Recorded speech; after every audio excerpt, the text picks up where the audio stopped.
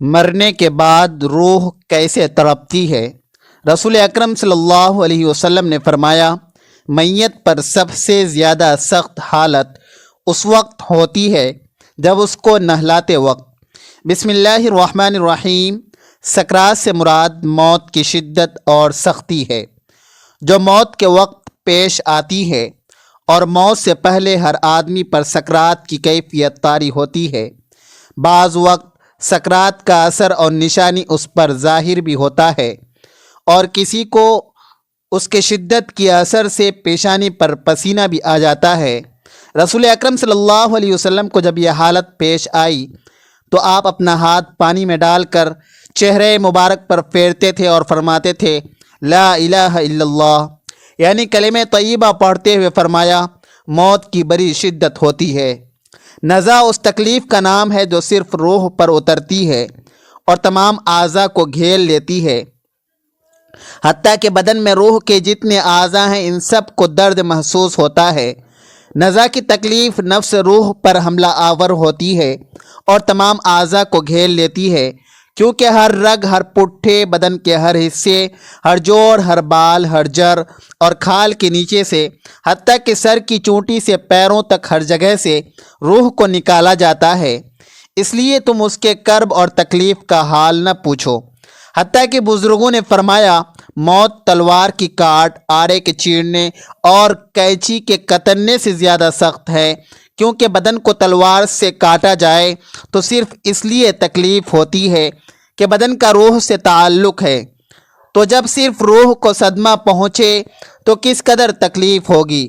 نیز جب کسی شخص کو مارا جاتا ہے تو وہ مدد بھی مانگ سکتا ہے اور چیخ بھی سکتا ہے، کیونکہ اس کے دل اور زبان میں طاقت موجود ہوتی ہے، لیکن مرنے والے کی آواز اور چیخ و پکار سخت تکلیف کی وجہ سے ختم ہو جاتی ہے، کیونکہ روح نکلنے کی بے انتہا تکلیف ہوتی ہے اور یہ دل پر سوار ہو کر پوری قوت کو ختم کر دیتی ہے۔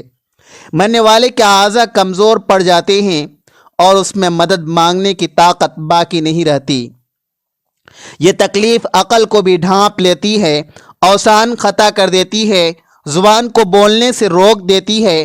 موت کے وقت انسان چاہتا ہے کہ روئے، چلائے اور مدد مانگے، لیکن ایسا نہیں کر سکتا، اور اگر کچھ باقی رہتی بھی ہے تو روح نکلتے وقت اس کے حلق اور سینے سے غرہ غرہ کی آواز سنائی دیتی ہے۔ اس کا رنگ مٹیالہ ہو جاتا ہے، گویا اس سے وہی مٹی ظاہر ہوتی ہے جس سے وہ بنا تھا اور جو اس کی اصل فطرت ہے۔ اس کی رگیں کھینچ لی جاتی ہیں، حتیٰ کہ آنکھیں پلکوں کی طرف اڑ جاتے ہیں، ہونٹ سکڑ جاتے ہیں، زبان اپنی جڑ کی طرف کھینچی جاتی ہے، انگلیاں سبز ہو جاتی ہے اور ٹھنڈی بڑھ جاتی ہے۔ تو ایسے بدن کا حال نہ پوچھو جس کا ہر رگ کھینچ لیا جائے۔ ذرا غور کرو کہ ایک رگ کے کھینچنے سے اتنی سخت تکلیف ہوتی ہے تو اس وقت کیا حال ہوگا جب درد میں مبتلا روح کو بھی کھینچ لیا جائے گا، اور کسی ایک رگ سے نہیں بلکہ تمام رگوں سے اسے کھینچا جاتا ہے۔ پھر ایک ایک کر کے ہر عضو میں موت واقع ہوتی ہے۔ پہلے اس کے قدم ٹھنڈے پڑتے ہیں، پھر پنڈلی اور پھر رانیں ٹھنڈی پڑ جاتی ہیں، اور ہر عضو میں نئی سختی اور شدت پیدا ہوتی ہے، حتیٰ کہ گلے تک نوبت آ پہنچتی ہے، اور اس وقت اس کی نظر دنیا اور دنیا والوں سے پھر جاتی ہے۔ اس پر توبہ کا دروازہ بند ہو جاتا ہے اور اسے حسرت و ندامت گھیر لیتی ہے۔ موت کے وقت مسلمانوں کو جو تکلیف ہوتی ہے اس پر اللہ رب العزت کی جانب سے انہیں نیکیاں عطا کی جاتی ہے، جیسا کہ سنن ابن ماجہ میں روایت ہے، حضرت عائشہ صدیقہ رضی اللہ تعالی عنہا سے مروی ہے کہ رسول اکرم صلی اللہ علیہ وسلم ان کے پاس تشریف لائے، اس حال میں کہ ان کے پاس ان کا کوئی قریبی رشتہ دار موت کی سختی میں مبتلا تھا۔ رسول اکرم صلی اللہ علیہ وسلم نے مشاہدہ فرما کر حضرت عائشہ سے فرمایا، اپنے رشتہ دار پر غمگین نہ ہو، اس لیے کہ یہ اس کی نیکیاں ہیں۔ اس حدیث سے معلوم ہوتا ہے کہ موت کے وقت ہونے والی سختی مرنے والے کے بدعمالیوں کا ہرگز نتیجہ نہیں۔ مسلمانوں کے حق میں اس پر اجر و ثواب اور گناہ کی معافی کی امید رکھنی چاہیے۔ جب حضرت سیدنا जाबिर बिन ज़ैद रज़ी अल्लाह ताला अन्हु की वफ़ात का वक्त हुआ तो उनसे पूछा गया कि आपको किसी चीज़ की ख्वाहिश है? तो इरशाद फरमाया, हज़रत सैयदना इमाम हसन रज़ी अल्लाह ताला अन्हु को देखना चाहता हूँ। हज़रत सैयदना हसन रज़ी अल्लाह ताला अन्हु ने फरमाया, ए जाबिर, रसूल अकरम सल्लल्लाहु अलैहि वसल्लम का फरमान है, मोमिन अल्लाह की तरफ से किसी भलाई पर होता है, अगर वो तौबा करता है तो अल्लाह उसे कबूल करता है, अगर कोई उज़्र पेश करता है तो उसका उज़्र कबूल फरमाता है, और उसकी अलामत ये है कि मोमिन की रूह निकलने से पहले अपने दिल में ठंडक महसूस करता है। यह सुनकर सैयदना जाबिर रज़ी अल्लाह ताला अन्हु ने कहा, अल्लाहु अकबर, बेशक मैं अपने दिल में ठंडक महसूस कर रहा हूँ। फिर दुआ फरमाया, ए अल्लाह, बेशक मैं सवाब की ख्वाहिश रखता हूँ, लिहाजा ए अल्लाह मेरे गुमान को सच कर दे और मेरे खौफ और घबराहट को दूर फरमा दे। फिर आपने कलेमे शहादत पढ़ा और इंतकाल फरमा गए। नाजरीन, इंसान की ज़िंदगी में रूह को 3 मौक़ों पर तकलीफ़ पहुँचती है। इंसान की रूह चीखें मार मार कर रोती है। क्या आप जानते हैं कि वो 3 मौके कौन कौन से हैं? नंबर 1, इंसान के ये जानने के बावजूद कि ये गुनाह कबीरा है, ये गुनाह अजीम है, अल्लाह ताला उस गुनाह करने वाले इंसान पर गज़बनाक होते हैं, ये जानने के बावजूद भी इंसान किसी गैर महरम औरत को जब नंगा करता है, नंगा करके अपनी आँखों से देखता है और उसे हवस का निशाना बनाता है, ये वो लम्हा होता है जब इंसान की रूह धाड़े मार मार कर रोती है। जब इंसान की रूह को सदमा पहुंचता है, ये वो लम्हा होता है कि जब आसमान के नूरी फरिश्ते उस जानी पर लानत कर रहे होते हैं, जानिया औरत और जानी मर्द पर लानत कर रहे होते हैं, हालांकि अल्लाह ताला के नूरी फरिश्ते अल्लाह ताला के हुक्म के बगैर पर भी नहीं मार सकते और लानत करते हैं, यह भी अल्लाह ताला के हुक्म पर ही लानत करते हैं। फरमाया, जब इंसान अपनी आँखों के सामने गैर महरम औरत को नंगा करके हवस का निशाना बनाता है, ये वो लम्हा है, ये वो लम्हा होता है, ये वो मौका होता है जब इंसान की रूह धारे मार मार कर चीखती है, चिल्लाती है, रोती है। दूसरा वो कदम जब इंसान वालदैन को इतना दुख, इतनी तकलीफ़ें देता है कि वालदैन उस इंसान के हक़ में बद्दुआएं करना शुरू कर देते हैं और ये बदबख्त इंसान अपनी आँखों के सामने वालदैन से बद्दुआएं लेता है। जब वालदैन बद्दुआएं दे रहे होते हैं, ये बदबख्त इंसान वालदैन को देख भी रहा होता है, उनके मुंह से निकली बद्दुआएं अपने कानों से सुन भी रहा होता है, ये वो लम्हा होता है जब इंसान की रूह रो रही होती है। तीसरा मौका जब मौत का फरिश्ता हज़रत इज़राइल अलैहिस्सलाम इंसान की रूह को जिस्म से अलग करते हैं, इंसान की रूह जिस्म से खींचकर बाहर निकाले जाते हैं। जाहिर है कि रूह का जिस्म से गहरा ताल्लुक़ है, तो जब ये दोनों अलग अलग होते हैं तो उनको गहरा सदमा भी पहुंचता है। इंसान के जिस्म पर छोटा सा कांटा लग जाए तो इंसान को कितनी तकलीफ़ होती है, छोटी सी चोट लग जाए तो इंसान को कितनी तकलीफ़ होती है। तो जब रूह को तकलीफ़ पहुँचे, जब रूह को सदमा पहुँचे तो उस वक्त इंसान को कितनी तकलीफ़ होती होगी। हजरत हकीम लुकमान से पूछा गया, हजरत, मौत के वक्त जिस्म का वो कौन सा हिस्सा है जिसको सबसे ज़्यादा तकलीफ़ होती है, सबसे ज़्यादा सदमा पहुंचता है? हजरत हकीम लुकमान ने फरमाया, इंसान के वजूद का वो हिस्सा जिसका रूह के साथ गहरा ताल्लुक़ है, उस हिस्से को बहुत ही ज़्यादा तकलीफ़ होती है। पूछा गया, हज़रत, वो कौन सा हिस्सा है जिसका इंसान की रूह के साथ गहरा ताल्लुक़ है? हज़रत हकीम लुकमान ने फरमाया, उस हिस्सों को इंसान के वजूद का मरकज़ कहा जाता है। ये वो हिस्सा है जो रूह के बग़ैर ज़िंदा नहीं रह सकता। जैसे ही रूह जिस्म को अलविदा कहती है, दिल भी काम करना छोड़ देता है। और जब ये दोनों एक दूसरे से अलग हो रहे होते हैं, दोनों तकलीफ़ में होते हैं, दोनों का दर्द इंसान का वजूद बर्दाश्त नहीं कर पाता। मरते वक्त नाखूनों के दर्द को भी इंसान महसूस करता है, बालों के दर्द को भी इंसान महसूस करता है। हालांकि ये वो हिस्सा है जिसके काटने से इंसान को तकलीफ़ नहीं होती, लेकिन मौत के वक्त उनकी तकलीफ़ इंसान महसूस करेगा। تو فرمایا موت کے وقت سب سے زیادہ تکلیف دل کو ہوگی۔ فرمایا اس دل کو پاک کر لو، اس دل کو پتھر نہ بناؤ، اس دل کو نرم کر لو۔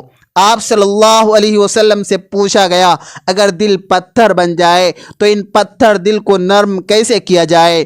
آپ نے فرمایا پتھر دلوں کو نرم کرنے کا ایک ہی نسخہ ہے، وہ ہے مسکینوں کو کھانا کھلانا، یتیموں کے سر پر شفقت بھرا ہاتھ رکھنا۔ مسکینوں کو کھانا تم کھلاؤ، تمہارے دلوں کو نرم میرا اللہ کرے گا۔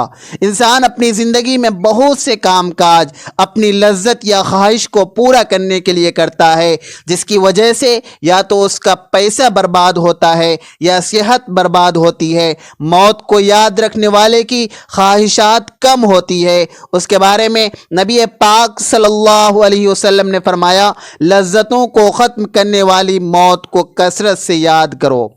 بارگاہ رسالت میں عرض کیا گیا کون سا مومن زیادہ عقل مند ہے؟ ارشاد فرمایا موت کو کثرت سے یاد کرنے والا اور موت سے پہلے موت کی تیاری کرنے والا، یہی لوگ سمجھدار ہیں۔ ہر شخص کی جتنی زندگی مقرر ہے اس میں نہ زیادتی ہو سکتی ہے نہ کمی۔ جب زندگی کا وقت پورا ہو جاتا ہے اس وقت حضرت اسرائیل علیہ السلام روح قبض کرنے کے لیے آتے ہیں اور اس شخص کے دائیں بائیں جہاں تک نگاہ کام کرتی ہے اسے فرشتے دکھائی دیتے ہیں۔ مسلمانوں کے آس پاس رحمت کے فرشتے ہوتے ہیں اور کافر کے دائیں بائیں عذاب کے فرشتے ہوتے ہیں۔ روایتوں میں آتا ہے تقریباً 500 فرشتے ہوتے ہیں اور اس وقت ہر شخص پر اسلام کی حقانیت آفتاب سے زیادہ روشن ہو جاتی ہے، مگر اس وقت کا ایمان معتبر نہیں، اس لیے کہ حکم ایمان بالغیب کا ہے اور اب غیب نہ رہا بلکہ یہ چیزیں مشاہدہ ہو گئی۔ حدیث میں ہے کہ ایک طائر پہلے قفس میں بند تھا اور اب آزاد کر دیا گیا۔ علماء فرماتے ہیں بے شک پاک روحیں جب جسم سے جدا ہوتی ہیں عالم بالا سے مل جاتی ہیں اور سب کچھ ایسا دیکھتی سنتی ہیں جیسے یہاں حاضر ہیں۔ حدیث میں فرمایا گیا ہے کہ مومن میت آئے تو اس کی راہ کھول دی جاتی ہے، جہاں دل چاہے جائیں۔ مردہ کلام بھی کرتا ہے اور اس کے کلام کو جن اور انس کے سوا تمام حیوانات وغیرہ سنتے بھی ہیں۔ جب مردے کو قبر میں دفن کرتے ہیں اس وقت اس کو قبر دباتی ہے۔ اگر وہ مومن ہے تو اس کا دبانا ایسا ہوتا ہے کہ جیسے ماں پیار کرتی ہے، اور اگر وہ کافر ہے تو اس کو اتنے زور سے دباتی ہے کہ ادھر کی پسلیاں ادھر اور ادھر کی پسلیاں ادھر ہو جاتی ہے۔ جب دفن کرنے والے دفن کر کے وہاں سے چلے جاتے ہیں تو ان کے جوتوں کی آواز سنتا ہے۔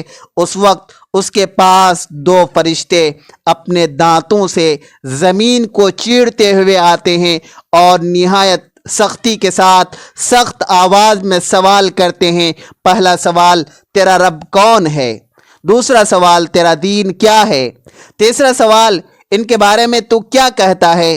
اگر بندہ مومن ہے تو پہلے سوال کا جواب دے گا میرا رب اللہ ہے، اور دوسرے کا جواب دے گا میرا دین اسلام ہے، تیسرے کا جواب دے گا وہ تو رسول اکرم صلی اللہ علیہ وسلم ہیں۔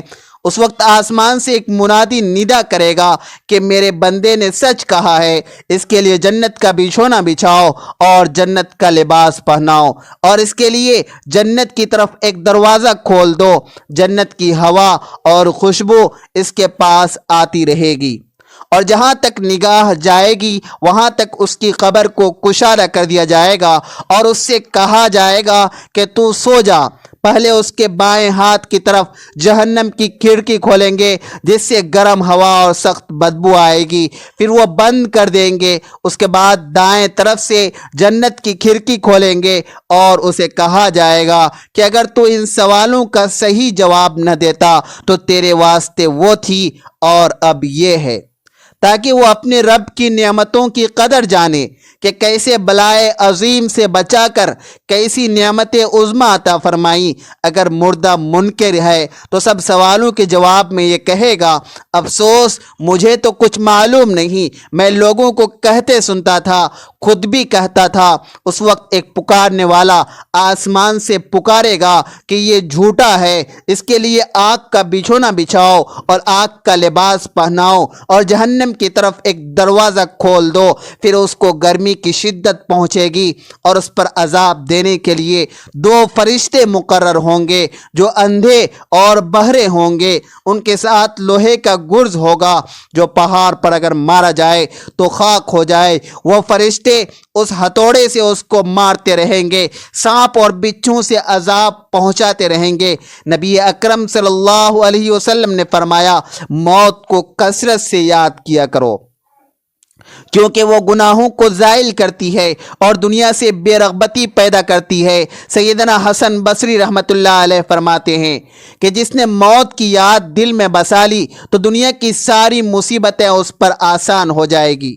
ایک خاتون ام المؤمنین حضرت عائشہ صدیقہ رضی اللہ تعالی عنہا کی بارگاہ میں دل کی سختی کی شکایت کی تو آپ نے فرمایا، موت کو کثرت سے یاد کیا کرو، تمہارا دل نرم ہو جائے گا۔ ناظرین، حضور صلی اللہ علیہ وسلم نے فرمایا، موت کے بعد روح میت کو کیسے پکارتی ہے؟